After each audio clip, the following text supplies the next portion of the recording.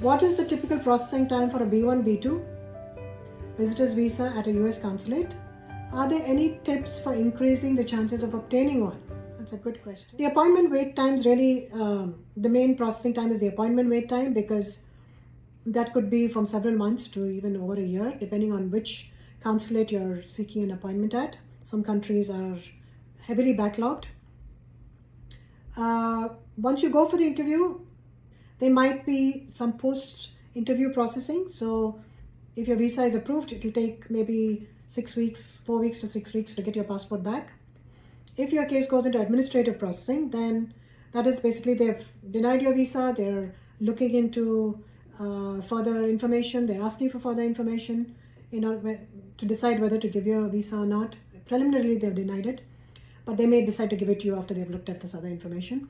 This can take a while, sometimes up to a year, sometimes longer, usually about 6 months. So that could also increase your processing time. Let's talk about tips to improve your chances of getting a visitor's visa. Number 1, establish strong home ties. Show that you have stable employment, a family, social or economic commitments in your home country that will compel you to return. That shows strong home ties, and that is very important in order to show that you have the intention to return or the intention not to immigrate to the US. Be clear on your purpose. Clearly explain to the officer why you are visiting the US, and have documentary evidence if possible, depending on the situation. Demonstrate financial stability. Provide proof that you have sufficient funds to cover your trip, including travel and living expenses, without relying on working in the US and without relying on loans that you take.